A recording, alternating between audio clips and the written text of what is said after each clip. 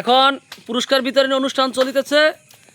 আমাদের man of the match বিজয়ী হলো সুজন হাওলাদার, এর হাতে পুরস্কার তুলে দিচ্ছেন আমাদের তালই মোহাম্মদ রহমান চকিদার।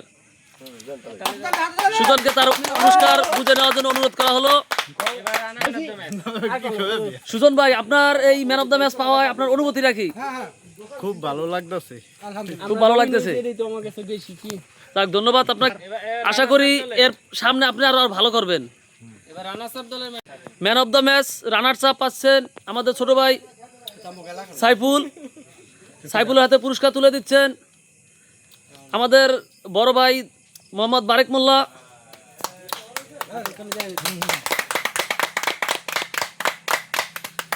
সাইফুল, তোমার কাছে জানতে চাচ্ছি, তুমি রানার্স আপ পাইছো, এতে এখন তোমার অনুভূতি রাখি? অনুভূতি আসলে ভালো করছি, ভালো করে হেরেছি। যাক, ধন্যবাদ তোমাকে। আশা করি পরবর্তী টুর্নামেন্ট সালে ভালো করবো আশা করি। এখন 2026 ক্রাম টুর্নামেন্টে আমাদের বিজয়ী দল হলো মোহাম্মদ সাগর মোল্লা, আর সেকেন্ড হয়েছে আমিনুল সাইফুল। এখন যারা সেকেন্ড হয়েছেন তাদের মাঝে পুরস্কার বিতরণ করা হচ্ছে। এই সেকেন্ডের পুরস্কার বিতরণ করছেন আমাদের বড় ভাই বাশার মোল্লা, কাশেম মোল্লা, বারেক মোল্লা, সবার উপস্থিতিতেই পুরস্কার দেওয়া হচ্ছে। তাই আমিনুল ভাই, আপনি আপনার পুরস্কারটি গ্রহণ করেন।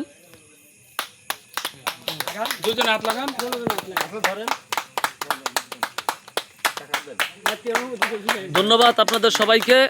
আমিনুল ভাই, আপনি তো ক্রিকেট টুর্নামেন্ট এই ক্রাম টুর্নামেন্টে প্রথম থেকে আপনি অনেক ভালো খেলছেন, তা এখন আপনার অনুভূতি রাখি? আপনি দর্শকদের উদ্দেশ্যে কিছু বলেন। সাগর ভাই নিচে, এতে আমার অনেক খুশি হয়েছে যে সামনে হ্যাঁ আরো ভালো করতে পারে। ধন্যবাদ আপনাকে।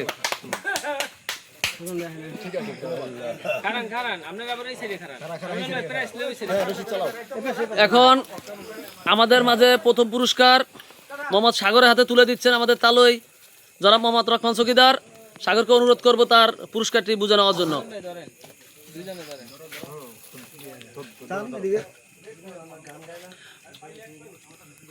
এখন আমাদের ছোট ভাই সাগর প্রথম পুরস্কারটি গ্রহণ করছেন।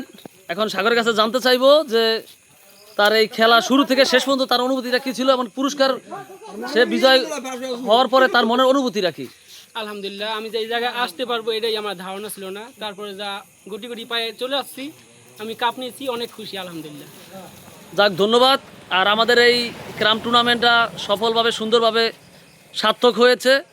আমাদের এই টুর্নামেন্টে কোনো বিশৃঙ্খলা দেখা দেয় নাই, সবাই ডিসিপ্লিনভাবে খেলাধুলা করছে। এমনকি ওই ক্রাম টুর্নামেন্টের যারা বোর্ড মেম্বার ছিল সবার দিক নির্দেশনা মেনেই তারা এই খেলাধুলা করছে। আশা করি তারা ভবিষ্যতে যদি পুনরায় কোনো আমরা ক্রাম টুর্নামেন্ট ছাড়ি, আশা করি তারা আরও ভালো খেলবে, আমাদের ডিসিপ্লিন মেনে চলবে। আর তোমাদের জন্য শুভকামনা রইল।